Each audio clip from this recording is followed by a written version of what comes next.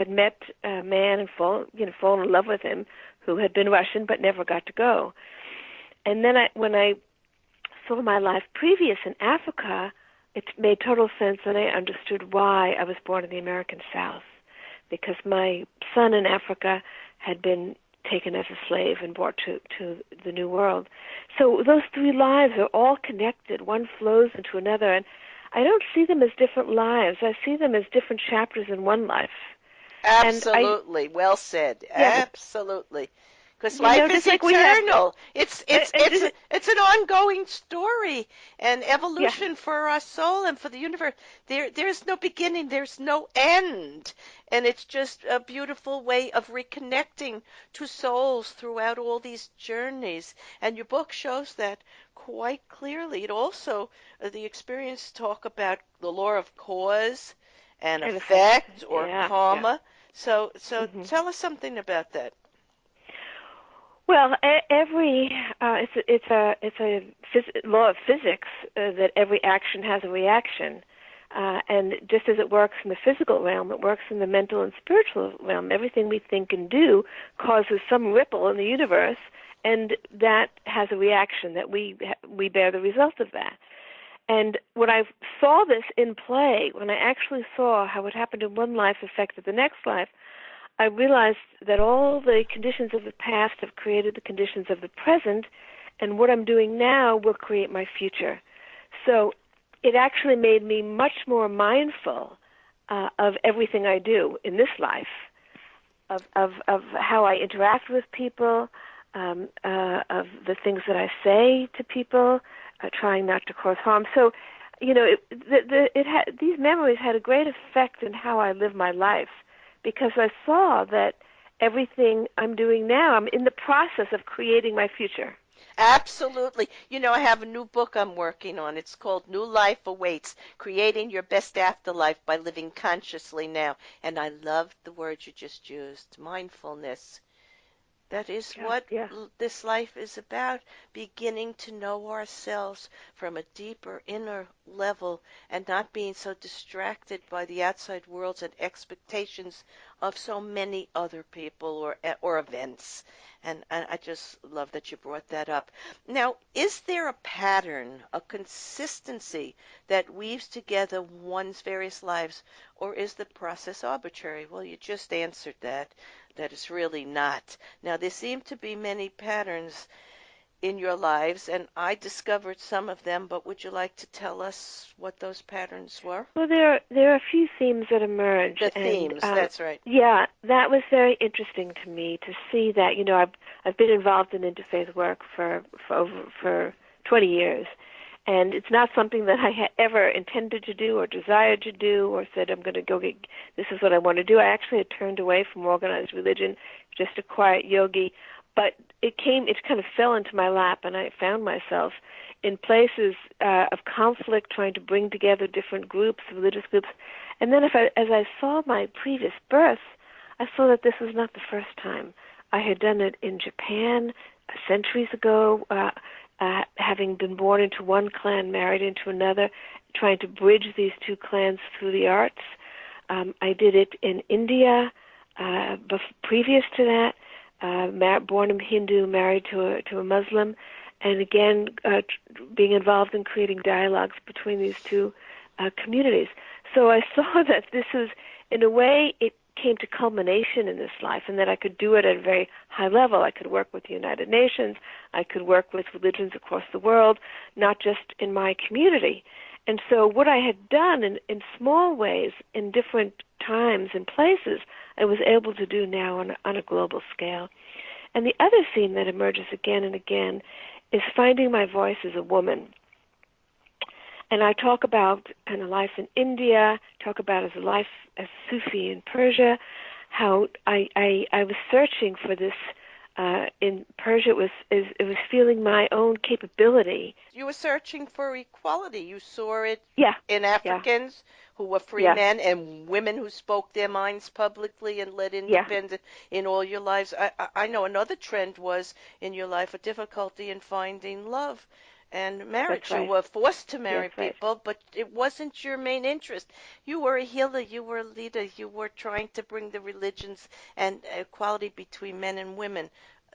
And those are the themes. And there's another theme. Yeah. You were awakening to your soul state, which allowed you to know we are more than our bodies and physical life and have an eternal life. So these were the themes that I so understand with you, being born to do this work also. And it didn't come upon you. You were born to do it. You just discovered it and accepted it at the right point in your life. And Right. and Yeah, that's the beauty of the way of. I mean, when I stepped back and looked at it all, I said, "My God, it's beautiful, the way things weave together, and the way unfulfilled desires from the past are fulfilled. Every desire has to find fulfillment. That's why you have to be careful what you desire, because absolutely, you'll yes. keep coming back until they're all fulfilled." Be mindful, as we said before, we must be mindful. Do you know other people who have had similar experiences to your I don't past lives? know. I know, and many people who have intuitions of where they've been, but who haven't recalled the complete narrative. So these are. I have also have intuitions of other lives that I haven't mentioned in the book, but I don't have a narrative. There's no story. These are the lives where a rather complete narrative has emerged for me that kind of gave shape and form to who I am today.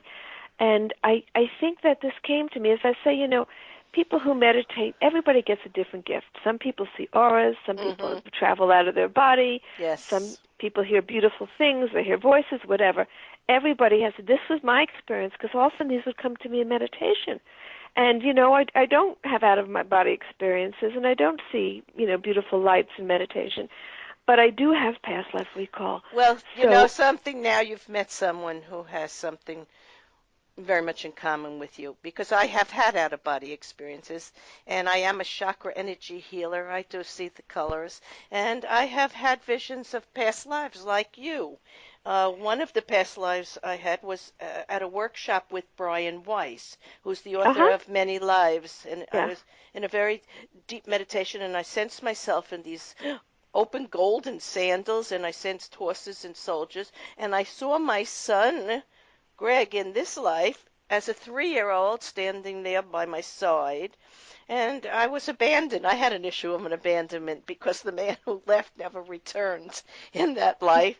And so the point being that many of us get glimpses and pieces only when we need to use that in order to make a determination for something perhaps that we were born to do that we might be missing the mark for at the moment and we need to get redirected. So it's wonderful to have these visions or these remembrances, to know these different times and places, and that we were challenged there also.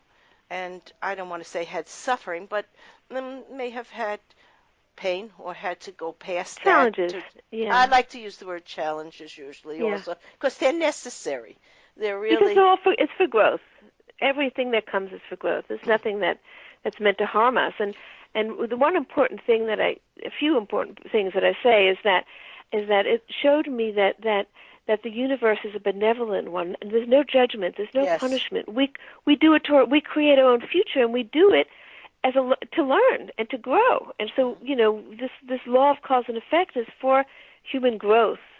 It's Yes. not. I don't see it as punishment. I see it as for growth.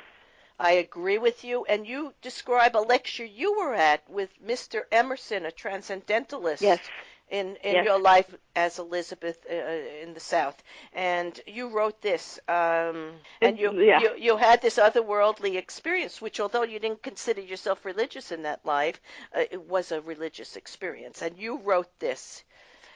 I lost consciousness of the outer world. It was as if my body dissolved, as if someone had cut me free.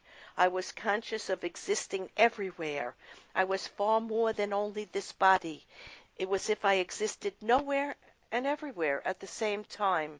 It was as if the whole universe was contained in me, or rather as if I was contained in an ever-expanding space.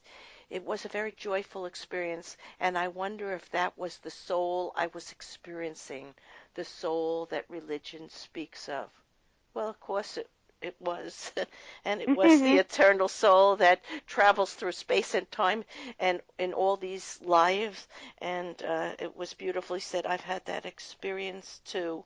And you, from the Bhagavad Gita, just as, there's a quote, just as the embodied soul continually passes from childhood to old age, similarly, at the time of death, the soul passes into another body.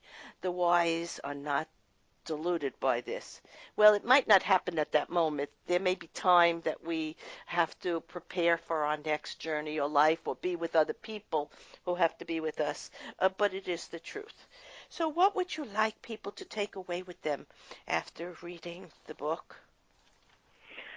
Well, there are two things really that have stayed with me, and one was it transformed my relationship with death, and really turned fear into a recognition that it's just the passageway to the next chapter, and that we will meet again, the ones we need to meet, the loved ones, and we will continue on our journey. And it is an ongoing upward journey for most of us that will get better and better. I think it is for those who allow that to be and surrender exactly. to their Right. path and their journey. Yes, absolutely. But the most important thing, I think, is the fact that what we take with us. I mean, if with each life, I describe a life in 40 pages. There are highlights, and what are those highlights? It's mostly the people that we've loved, the lessons that we've learned, and the teachers that have come to me in each life. Those are the ones who still are with me now. And even if a few hundred years have passed, I still hear and see and feel the presence of those teachers. So it's the power of love that we carry with us from life to life. And to me, that's the greatest lesson.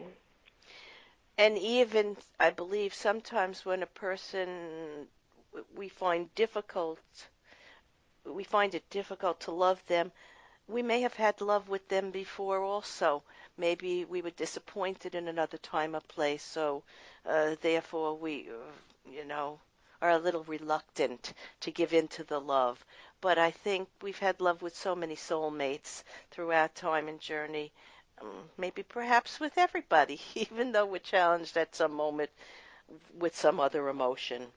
So I want to thank you, Dena Merriam, author of My Journey Through Time, for sharing a very unique look at memories of past lives and exploring the concept of karma and reincarnation as a basis for understanding much of what happens in our everyday lives, which are all means towards opening our heart and soul memory to the eternal soul life that resides in each of us.